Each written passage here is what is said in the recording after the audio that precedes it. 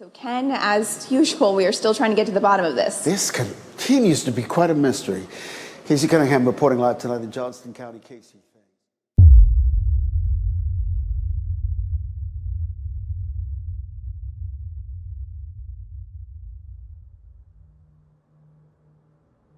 The Irish Whale and Dolphin Group is investigating what it describes as the unusual beaching of 3 dead whales off the west coast.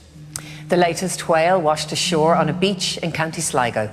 It's not too unusual to see a dead whale washed up on a beach in the west of Ireland, but in a little over a week, 1 dead sperm whale was spotted a good distance out to sea, and 3 have beached in Donegal, Galway and now Sligo. This has never happened before in such a short space of time. So we're up here today to try and get an understanding of this particular whale that washed up in the street.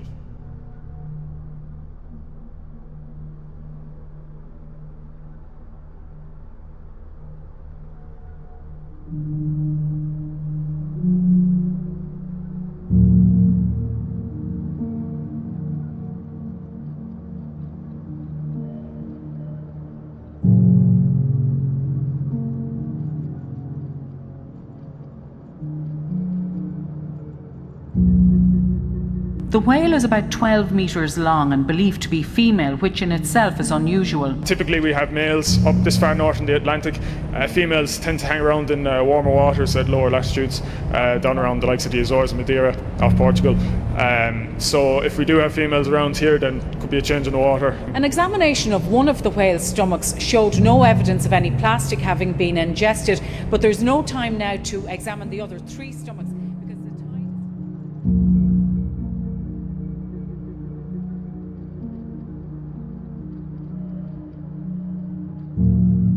An unusual spike in marine life deaths. One day alone this week, 8 beached animals washed up on Long Island's North and South Forks. The data is important. Already these numbers have, almost tripled? Yeah, it looks like we're 3 times what our numbers were for this time last year. So we're at 63 animals that we have responded to that have washed up dead on our beaches.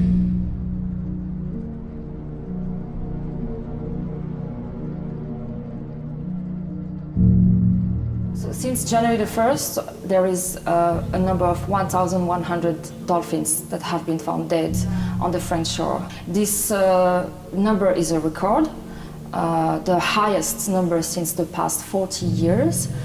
But we've seen an increase in this bycatch for the past 3 years. And right now it's such an alarming rate that the scientists estimate that it can drive the dolphin population to extinction. Scientists wanting some answers tonight after 2 huge whales wash up on the same shoreline. This pair marked the 2nd and 3rd dead gray whales found in the bay in the past 2 years. There is a growing worry among biologists that this is a marker, a sign of the environment in Alaska changing and endangering the whales. It has to be a concern for us. I think it has to be an early warning that perhaps something's changing drastically in their habitat in the north, in the Arctic waters, that they're not getting enough food. A dead whale washed ashore on a Malibu beach, and it is getting a whole lot of attention. People soaking up sun and surfers riding waves, surprised at what they saw. I'm an England boy, so you don't often get these things in the UK. I've never really seen it that close. I'm glad people are seeing it. It washed up around 3 o'clock this morning and didn't take long for curious beachgoers to pull out cell phones, snapping pictures of a dead whale, giving off a strong odor. A dead gray whale was found washed up along an East Bay shoreline this morning. Spectators gathered along the shore in San Pablo Bay in Rodeo. It's created quite a stir here in town because in Rodeo, they don't often see whales. A young gray whale. The cause of his death at the moment is unknown. And floating just a few feet offshore, it is easy to see.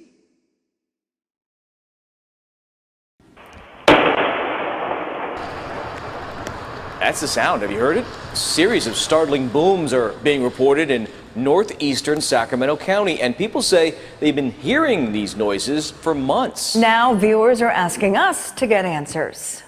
The tranquility of this Fair Oaks neighborhood is being shattered by some mysterious nighttime noises. It's instantaneous. It doesn't last long. Homeowners being startled by loud booms in the late evening hours. It's like a sharp popping sound, like pop. The noises are loud enough to set off car alarms and wake people from their sleep. You know, rattles the windows. For nearly a year, we reported on loud booms in the city of Girard. Today, a loud explosion was reported in Liberty. So far, though, the explosion remains a mystery.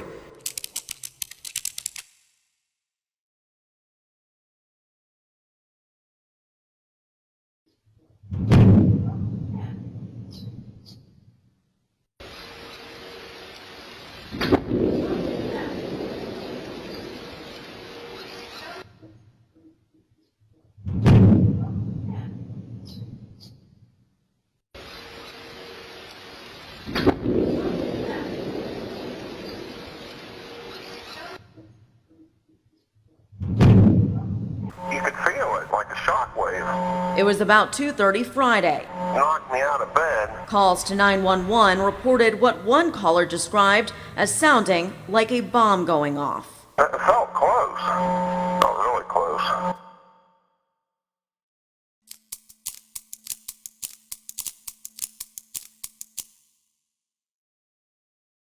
It actually shook the station. My partner went out and looked up and down Belmont because we thought it was maybe a semi that had blown a tire, and we didn't see anything. One caller thought the loud explosion may have came from a nearby gas well, but crews checked it out and said everything appeared normal. More reports of what neighbors describe as loud boom noises across our area tonight. We got at least a dozen calls and messages about this ongoing issue and brought it as breaking news to you at 6 o'clock. Now we're learning more about the mysterious booms that rock parts of Wake and Johnston County tonight. There's like a little bit of a weird atmosphere and then boom, loud bang. And when I mean loud, we're talking about like it took the air out of your chest. So, you know, it sucked it right out of you. And then everybody come running out of the houses and stuff. Neighbors say it wasn't like anything they've ever heard before. It was so loud, and felt like the whole, like an echo went through this neighborhood, and I'm not sure exactly what it could have been. It was so unexpected. Tells us they did not have any training events today. So Ken, as usual, we are still trying to get to the bottom of this. This continues to be quite a mystery. It has been years since California has experienced a major earthquake. And that has experts wondering, when will this quake drought end? Living in California, it's a topic that Caltech faculty member Michael Minuti is used to talking about. I find it pretty fascinating. Yeah, new research suggests that California may be in an earthquake drought, but experts are saying this calm period will end, but the big question is when. In a study released today, author Glenn Biasi says California is experiencing seismic silence. The next century seems like it needs to be busier. It could be 6 earthquakes or even more. There's no earthquakes in this record. Dr. Angela Chung says the UC Berkeley seismograph has been very quiet with little quake activity. So sometimes there can be stress buildup along a fault. Experts say the Bay Area has been particularly quiet. Since the great earthquake of 1906 destroyed much of San Francisco, there have been only 3 quakes, magnitude 6 or higher, including Loma Prieta in 1989. If you've ever tried stargazing in Boston, it's likely the stars you think you're seeing may just be lights from a plane flying into Logan. That's because light pollution obscures the wonders of the sky. Now, Bill on Beacon Hill argues that it's bad for more than just astronomy. It's called the dark sky bill.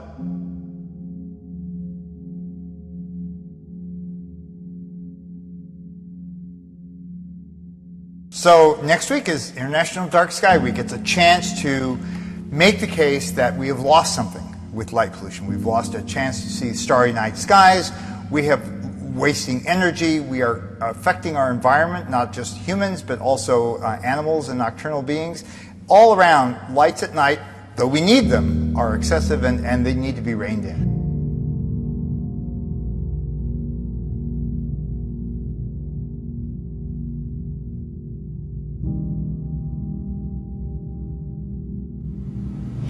Jeff, it's one of those days that those of us who live here in Southern California, is that kind of shared memory, that shared experience. So let's begin with a question. Do you remember where you were at 4:30 in the morning on January 17th, 1994?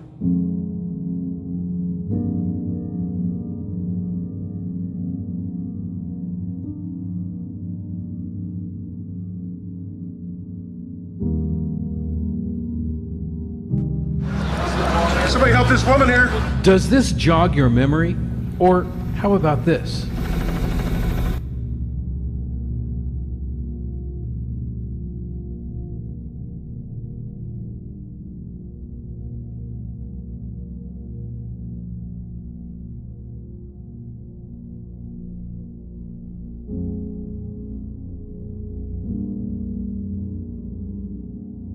You know, the aesthetics part of this matters a lot to me.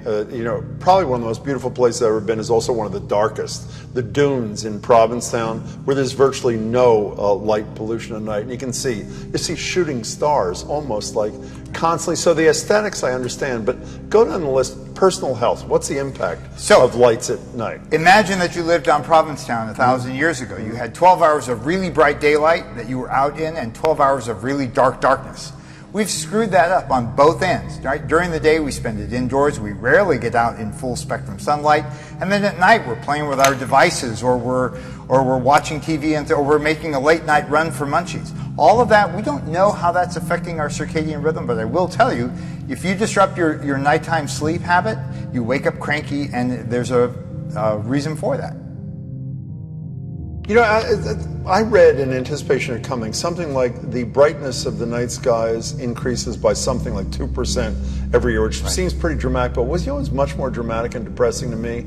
In the same article, I saw a stat that's saying only 15% of us in the United States can see the Milky Way from our homes because of light pollution. Right. And you know, as you've pointed out, this is really bad for those who just love the beauty and grandeur of a night sky. It's not really about astronomy per se. It's about what our heritage is, our natural heritage, and we've lost that.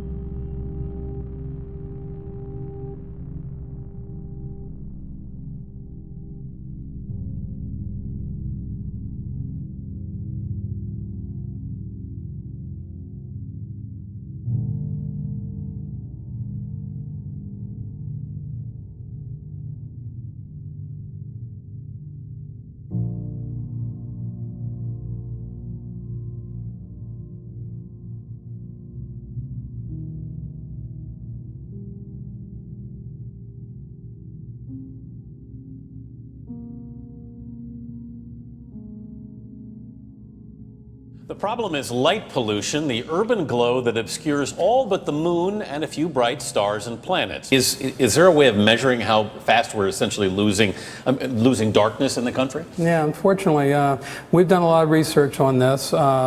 Up until the 50s, actually it started with Edison, with the invention of the electric light, about the turn of the century, but for the last century we've accelerated. It didn't become noticeable until the 50s.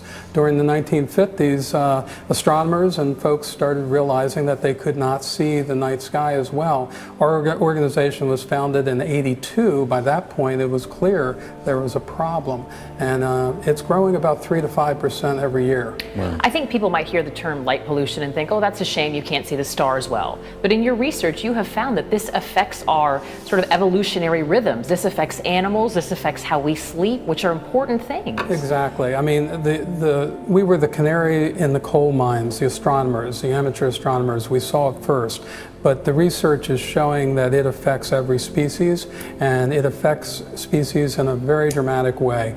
And it doesn't just affect us, it affects every species from plants up to humans. But the impact is pretty dramatic. If we don't get enough dark, we don't produce something called melatonin, and melatonin can be an inhibitor of all kinds of disease. It's part of the immune system.